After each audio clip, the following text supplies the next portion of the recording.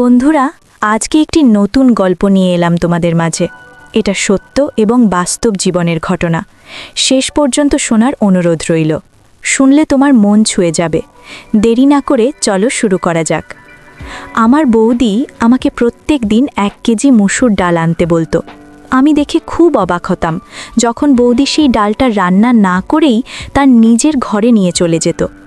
যখন বৌদি তার ঘর থেকে বেরোতো তখন সে খুঁড়িয়ে খুঁড়িয়ে হাঁটতো আর বলতো যে ডালটা খুব ভালো ছিল। বৌদির এই কাজের রহস্য জানার জন্য আমি একদিন আমার ছোট বোনকে বৌদির ঘরে লুকিয়ে থাকতে বলি। যখন আমার বোন ঘর থেকে বের হয় তখন সেও খুঁড়ছিল। তাকে দেখে আমি হতবাক হয়ে যাই, কারণ আজকে নিশা বৌদি আমাকে 1 কেজি ডাল আনতে বলেছে। আমি যখন ডালটা নিয়ে বাড়িতে পৌঁছি তখন বৌদি আমার থেকে ডালের থালাটা নিয়ে তার ঘরে চলে যায়। আমি ভাবি, বৌদির কি হলো? আধা ঘন্টা বা 40 মিনিট আগে আমার দাদা অফিস থেকে বাড়ি ফিরেছে। সে আজ একটু তাড়াতাড়ি ফিরে এসেছে, কারণ তার শরীরটা ভালো নেই। আমি আমার ঘরে বসেছিলাম। দাদাকে দেখে আমি খুব চিন্তায় পড়ে যাই। দাদা বলে যে আমি ঠিক আছি, কিছুক্ষণ আরাম করলে ঠিক হয়ে যাব। দাদা তার ঘরে গিয়ে দেখে ঘরের দরজাটা ভেতর থেকে বন্ধ। দাদা বাইরে থেকে দরজা ধাক্কা দেয়, কিন্তু বৌদি কোনো সাড়া দেয় না। আমি বলি, দাদা তুমি আমার ঘরে গিয়ে বসো, আমি বৌদিকে ডাকছি। দাদা চলে যাবার পর আমি জোরে জোরে দরজা ধাক্কা দিয়ে বলি, বৌদি তুমি দরজাটা খোলো, দাদার শরীরটা তেমন ভালো নেই, দাদা একটু আরাম করতে চায়। কিন্তু ভেতর থেকে কোনো শব্দ আসে না, ভেতরটা একেবারে নিস্তব্ধ। আমি দাদার কাছে গিয়ে বসি আর বলি, দাদা বৌদি হয়তো খুব ঘুমিয়ে পড়েছে, তাই আমাদের ডাক শুনতে পাচ্ছে না, তুমি বরং কিছুক্ষণ আমার ঘরেই বিশ্রাম করো। দাদা খুব রেগে গিয়েছিল। দাদা বলে, না থাক, তুই গিয়ে শুয়ে পড়, আমি ঠিক আছি। আমি দাদার কাছেই বসে রইলাম। কিছুক্ষণ পর আমি দেখলাম বৌদি ঘরের দরজাটা খোলে আর খুঁড়াতে খুঁড়াতে বাইরে আসে। দাদা রেগে মেগে উঠে দাঁড়ায় আর বৌদিকে বলে, দরজাটা ভেতর থেকে কেন বন্ধ করে রেখেছিলে? তুমি কি ভুলে গেছো যে আমি আমার 2 বোনকে তোমার ভরসায় রেখে অফিসে যাই? তারা এখন অনেক ছোট, তুমি কি রোজ এমনটাই করো? তুমি কি এখনও আমার বোনেদের আপন করে নিতে পারোনি? আমি নিজেই একটা 16 বছরের বাচ্চা মেয়ে ছিলাম। দাদার রাগ দেখে আমিও ভয় পেয়ে যাই। আমি দাদাকে বলি, দাদা তুমি ভুল ভাবছো, বৌদি কখনোই আমাদের দূরে সরিয়ে রাখেনি, সে আমাদের মায়ের মতো আগলে রাখে। আজ হয়তো বৌদির শরীরটা খারাপ ছিল, তাই সে ঘরে শুয়েছিল। দাদা আমার মাথায় হাত দেয়, তারপর সে ঘরে চলে যায়। আমি বৌদির চোখে জল দেখতে পাই। বৌদি আমাকে জড়িয়ে ধরে বলে, তোমাকে অনেক ধন্যবাদ স্নিগ্ধা। আমি বলি, ধন্যবাদ দেওয়ার কোনো প্রয়োজন নেই, তুমি এখন রান্নাঘরে চলো, আমরা ডাল বানাবো। বৌদি এক মুহূর্তের জন্য চুপ করে যায়, তারপর বলে, ডাল তো আমি খেয়ে নিয়েছি, তুমি এখন ঘরে গিয়ে পড়তে বসো। এই বলে বৌদি খুঁড়াতে খুঁড়াতে রান্নাঘরে চলে যায়। আমি অবাক হয়ে দাঁড়িয়ে রইলাম। বৌদি আমাকে মিথ্যে কথা কেন বলল? আমি নিজের চোখে দেখেছি যে বৌদি কাঁচা ডাল ঘরে নিয়ে গেছে, তাহলে সে ডালটা খেলো কি করে? আমি নিজের ঘরে এসে পড়তে পড়তে কখন আমার চোখ লেগে যায় আমি নিজেও জানি না।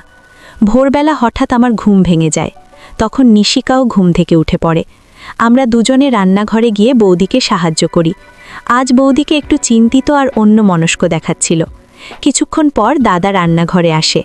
দাদাকে আজ নিশ্চিন্ত দেখাচ্ছিল। দাদা বৌদির সাথে ভালোভাবে কথা বলছিল। আমি চটপট কলেজ যাওয়ার জন্য তৈরি হয়ে দাদার সাথে বেরিয়ে গেলাম। দাদা অফিস যাওয়ার পথে আমাকে কলেজে ড্রপ করে দিত। আমি আর নিশিকা একই কলেজে পড়তাম। নিশিকার প্রথম বর্ষের পরীক্ষা হয়ে গিয়েছিল, কিন্তু আমার দ্বিতীয় বর্ষের পরীক্ষা 3 মাস পর আছে। আমি বাসে করে কলেজ থেকে ফিরতাম। আজ যখন আমি বাড়ি এলাম তখন মনে হলো বৌদি আমার জন্য অপেক্ষা করছিল। আমি আসতেই বৌদি বলে, স্নিগ্ধা তাড়াতাড়ি ইউনিফর্ম পাল্টে নাও আর আমাকে 1 কেজি ডাল এনে দাও। এই বলে বৌদি টাকা আনতে ঘরে চলে গেল। আমি তাড়াতাড়ি হাত মুখ ধুয়ে বৌদির কাছে আসি। বৌদি আমাকে টাকা দেয় আর আমি সেই টাকা দিয়ে 1 কিলো ডাল কিনে আনি। এসে আমি বৌদিকে বলি, বৌদি আচ্ছা তুমি আজকে আমাদের জন্য ডাল ভাত রান্না করো। বৌদির চেহারার রং পাল্টে যায়, সে শুধু মাথা নাড়ায়, তারপর সে ঘরে চলে যায়। আমি ভাবি, কেউ আবার কাঁচা ডাল নিজের ঘরে নিয়ে যায় নাকি? তারপর আমি নিজের ঘরে এসে পড়তে বসি। বিকেলে দাদা ফিরে আসে। দাদা আমার আর নিশিকার জন্য কিছু খাবার নিয়ে আসে। দাদার আওয়াজ পেয়ে বৌদি বাইরে বেরিয়ে আসে। বৌদি আবার খুঁড়িয়ে খুঁড়িয়ে হাঁটছিল। আমি ভাবি, বৌদি তো একদম ঠিকভাবে হাঁটছিল, এখন আবার সে খুঁড়তে শুরু করলো কেন? প্রথমে আমার মনে হয় যে সে খুব কষ্টে আছে। আমি বৌদিকে জিজ্ঞেস করি, তোমার পায়ে কি হয়েছে? কিন্তু বৌদি আমার কথার কোনো উত্তর দেয় না। দাদার খুব খিদে পেয়েছিল, তাই বৌদি চটপট রান্নাঘরে গিয়ে দাদার খাবারের ব্যবস্থা করতে শুরু করে। আমি প্রায়ই বৌদিকে রান্নাঘরের কাজে সাহায্য করতাম। আজও আমি বৌদিকে সাহায্য করতে রান্নাঘরে চলে গেলাম। রান্নাঘরে গিয়ে আমি বৌদিকে বলি, আমার খুব খিদে পাচ্ছে, ডাল ভাত খেতে খুব ইচ্ছে করছে। বৌদি বলে, আজ রাতে আমি আলুর তরকারি বানিয়েছি, ডাল তো আমি অনেক আগেই খেয়ে ফেলেছি, ডালটা খুব ভালো ছিল। বৌদির কথা শুনে আমি অবাক হই। আমি রেগে রান্নাঘর থেকে বেরিয়ে চলে আসি। আমি নিজের ঘরে এসে পড়তে পড়তে কখন আমার চোখ লেগে যায় আমি নিজেও জানি না। ভোরবেলা হঠাৎ আমার ঘুম ভেঙে যায়। তখন নিশিকাও ঘুম থেকে উঠে পড়ে। আমরা দুজনে রান্নাঘরে গিয়ে বৌদিকে সাহায্য করি। আজ বৌদিকে একটু চিন্তিত আর অন্যমনস্ক দেখাচ্ছিল। কিছুক্ষণ পর দাদা রান্নাঘরে আসে। দাদাকে আজ নিশ্চিন্ত দেখাচ্ছিল। দাদা বৌদির সাথে ভালোভাবে কথা বলছিল। আমি চটপট কলেজ যাওয়ার জন্য তৈরি হয়ে দাদার সাথে বেরিয়ে গেলাম। দাদা অফিস যাওয়ার পথে আমাকে কলেজে ড্রপ করে দিত। আমি আর নিশিকা একই কলেজে পড়তাম। নিশিকার প্রথম বর্ষের পরীক্ষা হয়ে গিয়েছিল, কিন্তু আমার দ্বিতীয় বর্ষের পরীক্ষা 3 মাস পর আছে। আমি বাসে করে কলেজ থেকে ফিরতাম। আজ যখন আমি বাড়ি এলাম তখন মনে হলো বৌদি আমার জন্য অপেক্ষা করছিল। আমি আসতেই বৌদি বলে, স্নিগ্ধা, তাড়াতাড়ি ইউনিফর্ম পাল্টে নাও আর আমাকে 1 কেজি ডাল এনে দাও। এই বলে বৌদি টাকা আনতে ঘরে চলে গেল। আমি তাড়াতাড়ি হাত মুখ ধুয়ে বৌদির কাছে আসি। বৌদি আমাকে টাকা দেয় আর আমি সেই টাকা দিয়ে 1 কিলো ডাল কিনে আনি।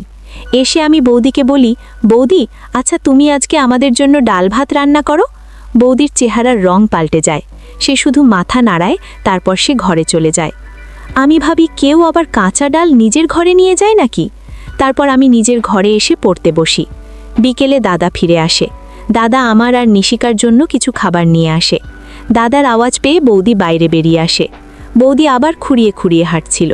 আমি ভাবি, বৌদি তো একদম ঠিকভাবে হাঁটছিল, এখন আবার সে খুঁড়তে শুরু করলো কেন? প্রথমে আমার মনে হয় যে সে খুব কষ্টে আছে। আমি বৌদিকে জিজ্ঞেস করি, তোমার পায়ে কি হয়েছে? কিন্তু বৌদি আমার কথার কোনো উত্তর দেয় না। দাদার খুব খিদে পেয়েছিল, তাই বৌদি চটপট রান্নাঘরে গিয়ে দাদার খাবারের ব্যবস্থা করতে শুরু করে। আমি প্রায়ই বৌদিকে রান্নাঘরের কাজে সাহায্য করতাম। আজও আমি বৌদিকে সাহায্য করতে রান্নাঘরে চলে গেলাম। রান্নাঘরে গিয়ে আমি বৌদিকে বলি, আমার খুব খিদে পাচ্ছে, ডাল ভাত খেতে খুব ইচ্ছে করছে। বৌদি বলে, আজ রাতে আমি আলুর তরকারি বানিয়েছি, ডাল তো আমি অনেক আগেই খেয়ে ফেলেছি, ডালটা খুব ভালো ছিল। বৌদির কথা শুনে আমি অবাক হই। আমি রেগে রান্নাঘর থেকে বেরিয়ে চলে আসি। আমি নিজের ঘরে এসে পড়তে দেখে নিশিকা তার প্রথম বর্ষের বই খুলে বসে আছে। আমি তাকে বলি, যখন পড়ার দরকার ছিল তখন তো তুই পড়িসনি, এখন পড়ার নাটক করে কি হবে? এই বলে আমি নিশিকার থেকে বইটা কেড়ে নিতে যাই, আর তখন সে বইটা আমার দিক থেকে সরিয়ে নেয় আর আমার হাতটা সরিয়ে দিয়ে বলে, তুমি আমার সব ব্যাপারে কেন কথা বলো? তুমি আমার মা নও, তুমি আমার বোন, তুমি আমার থেকে মাত্র 2 বছরের বড়।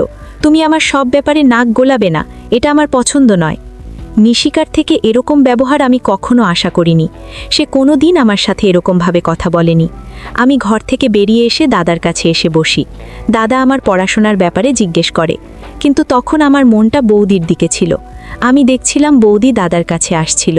সে খুব চেষ্টা করছিল ঠিকভাবে হাঁটার, কিন্তু আমি বুঝতে পারছিলাম সে খুঁড়ছে।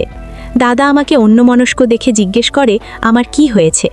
আমি দাদাকে বলি, নিশিকা আমার সাথে খুব খারাপ ব্যবহার করেছে। তখন জোর গলায় নিশিকাকে ডেকে বলে, নিশিকা, তুই সারাদিন ঘরের ভেতর কেন বসে থাকিস?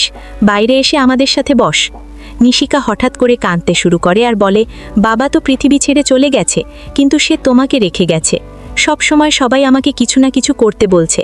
তুমি বলছো ঘরে না বসে বাইরে এসে বসতে, বৌদি বলছে তাকে রান্নাঘরের কাজে সাহায্য করতে। আমি কি সারা জীবন লোকের কথা শুনে চলবো? আমি কি নিজের ইচ্ছে মতো কিছুই করতে পারবো না? নিশিকার কথা শুনে দাদাও খুব অবাক হয়। দাদা ঘরে গিয়ে নিশিকাকে জড়িয়ে ধরে বোঝাতে লাগে।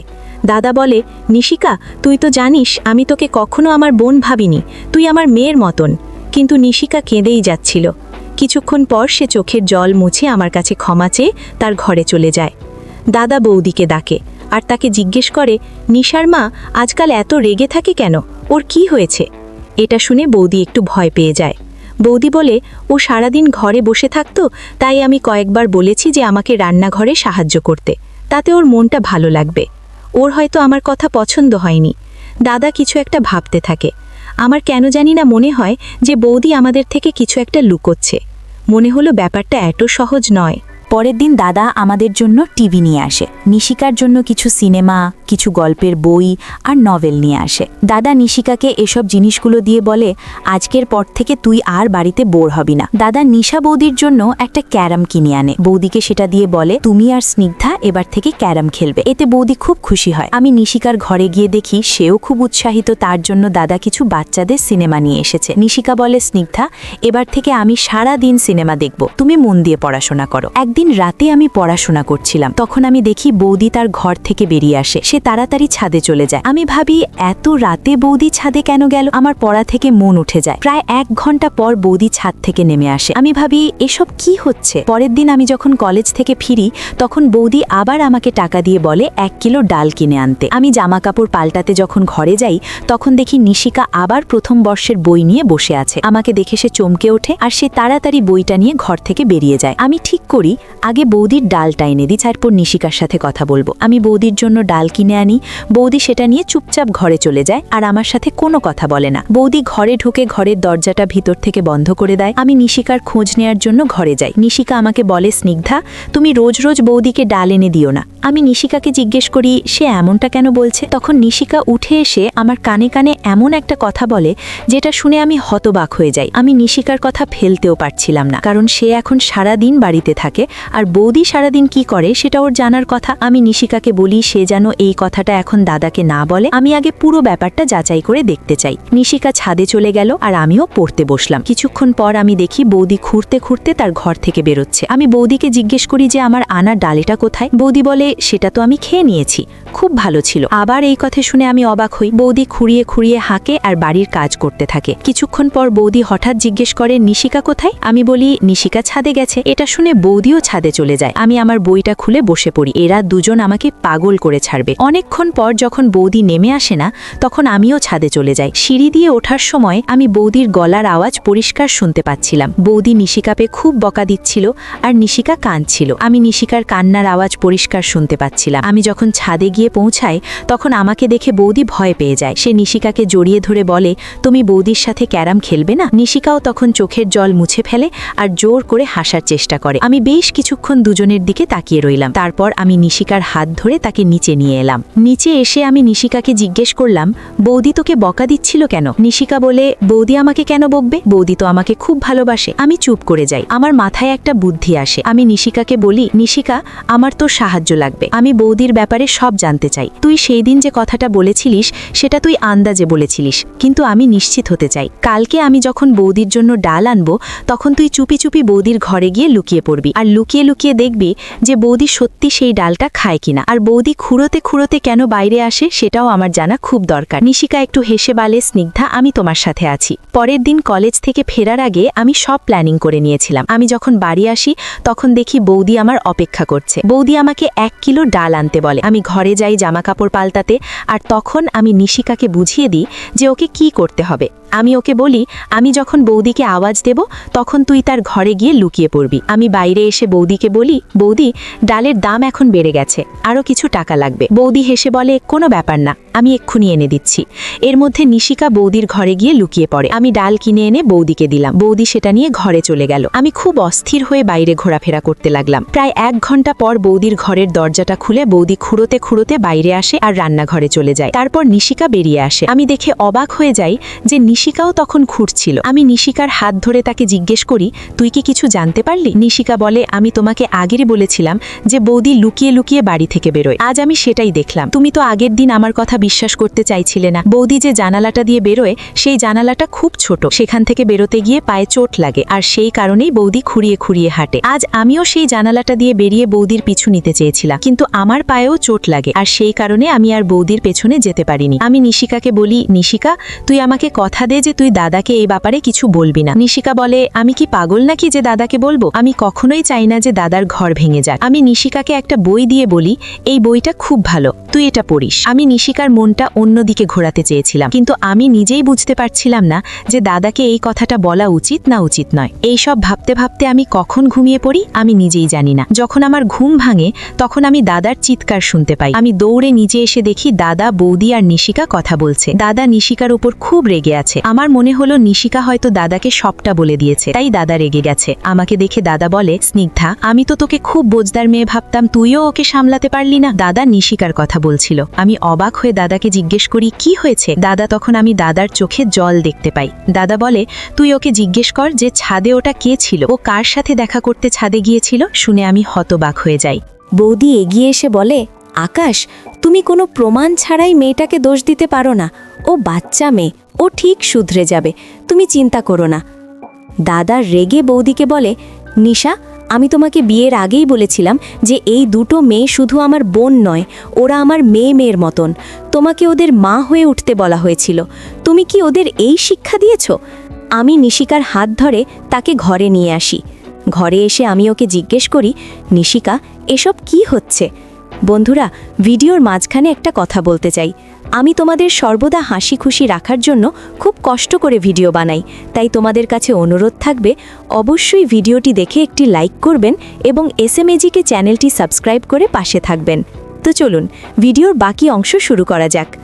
তুই আমাকে সব কথা খুলে বল। নিশিকা বলে, বৌদি চায় না যে আমরা দুজন দাদার বাড়িতে থাকি, তাই বৌদি ইচ্ছে করে এসব করেছে আমাদেরকে দাদার চোখে ছোট করে দেওয়ার জন্য। নিশিকার কথা শুনে আমার খুব রাগ হয়। আমি বলি, তুই কোনো চিন্তা করিস না, যে আমাদের ক্ষতি করতে চায় সে নিজেই নিজের জালে ফেসে যাবে।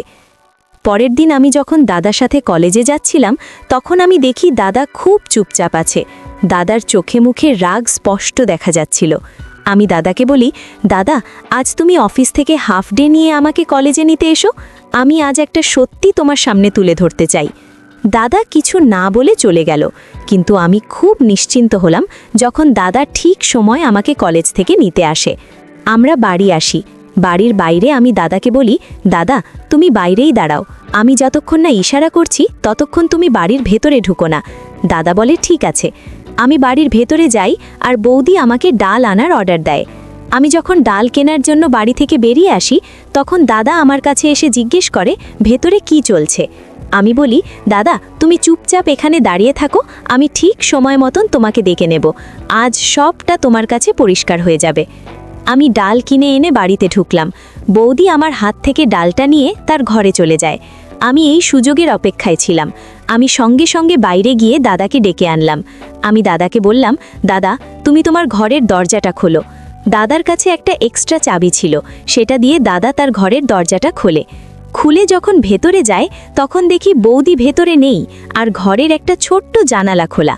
আমি আর দাদা জানালার কাছে এসে দেখি বৌদি তাড়াতাড়ি হেঁটে কোথাও একটা যাচ্ছে। দাদা ওই জানালাটা দিয়ে বেরিয়ে যায়। আমি আর নিশিকাও অনেক কষ্টে সেই জানালাটা দিয়ে বাইরে আসি। আমরা তিনজনে বৌদির পিছু নেই। বৌদির পেছন পেছন যেতে যেতে আমরা একটা ফাঁকা জায়গায় এসে পড়ি। সেখানে একটা সাধু বাবার ঘর ছিল, যেখানে লোকেরা তাবিজ বানাতে আসতো। জোরে জোরে হাঁটতে হাঁটতে হঠাৎ বৌদি পেছনে ফিরে আমাদের তিনজনকে দেখে থমকে দাঁড়ায়। বৌদির চেহারার রং পাল্টে যায়। দাদা এগিয়ে গিয়ে বৌদির হাত ধরে তাকে বাড়ি নিয়ে আসে। দাদার রাগ দেখে আমরা সবাই ভয় পেয়ে যাই। বাড়ি এসে দাদা বৌদিকে বলে, নিশা, আজ আমি নিজের চোখে সবটা দেখেছি, তাই আমাকে মিথ্যে বলে কোনো লাভ নেই, তাই আমাকে সব সত্যি কথা বলো। বৌদি বলে, আকাশ, স্রষ্টা ভালো জানে আমি তোমার এই দুই বোনকে নিজের মেয়ের মতন ভালোবাসি, কিন্তু ওদের জন্য তুমি আমাকে সন্দেহ করো, মাঝে মাঝে ওদের জন্য আমাকে দু চার কথা শুনিয়েও দাও। এসব দেখে আমার মনে হয়েছিল যে তুমি হয়তো আমাকে ভালোবাসো না।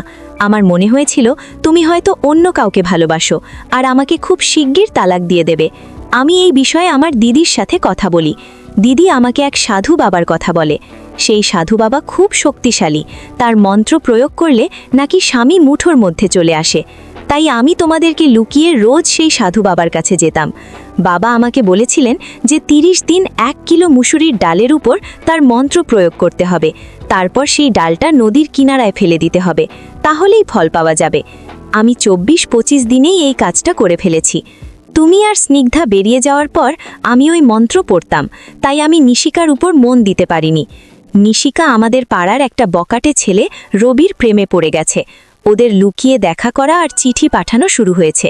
আমার আগেই সন্দেহ হয়েছিল, তাই আমি রাতের বেলা ছাদে গিয়েছিলাম। ছাদে গিয়ে নিশিকার হাতে রবির চিঠি দেখি। সেই চিঠিতে রবি নিশিকার খুব প্রশংসা করেছিল। আমি নিশিকাকে সাবধান করেছিলাম যে আমি তোমার দাদাকে সব বলে দেব, তাই সময় থাকতে থাকতে শুধরে যাও। কিন্তু নিশিকা আমাকে নিজের শত্রু ভেবে বসে। আমি ভেবেছিলাম যে 30 দিন পর যখন আমার রাতটা শেষ হবে তখন আমি নিশিকার উপর ভালো করে নজর রাখব, কিন্তু সেটা শেষ হওয়ার আগেই তুমি সব জেনে গেলে। আমি নিশিকার ঠিক মতন খেয়াল রাখতে পারিনি, তার জন্য আমি তোমার কাছে ক্ষমা চাইছি। আমি নিশিকার দিকে তাকাই, সে লজ্জায় মাথা নিচু করে দাঁড়িয়েছিল। দাদা গিয়ে নিশিকার মাথায় হাত রেখে বলে, রবি যদি ভালো ছেলে হতো তাহলে আমি নিজে ওর সাথে তোর বিয়ে দিতাম, কিন্তু রবি একটা খুব খারাপ ছেলে, পাড়ার সব মেয়ের ওপর তার নজর। নিশিকা কেঁদে কেঁদে বলে, আমি বাড়িতে খুব একা বোধ করতাম, তাই আমি ভুল রাস্তায় হেঁটে ফেলেছি, না হলে আমার রবির প্রতি তেমন কোনো টান নেই। এটা শুনে দাদা নিশ্চিন্ত হয় আর আমাদের দুজনকে ঘরে পাঠিয়ে দেয়। এরপর থেকে দাদা বৌদির খুব খেয়াল রাখে আর আমাদের সামনে কখনো বৌদিকে বকে না। আমিও দাদাকে বলি যে দাদা তুমি বৌদিকে কিছু বলবে না, বৌদি আমাদের মায়ের মতন। বৌদি আমাকে জড়িয়ে ধরে আর আমাদের বাড়িতে আবার সুখ আর শান্তি ফিরে আসে। তো বন্ধুরা, আজকে এই পর্যন্তই। ভিডিওটি দেখার পর যদি তোমাদের ভালো লাগে তাহলে অবশ্যই একটি লাইক করবেন এবং কমেন্ট করে তোমাদের মতামত জানাবেন আর চ্যানেলটি সাবস্ক্রাইব করে সাথে থাকবেন। ধন্যবাদ।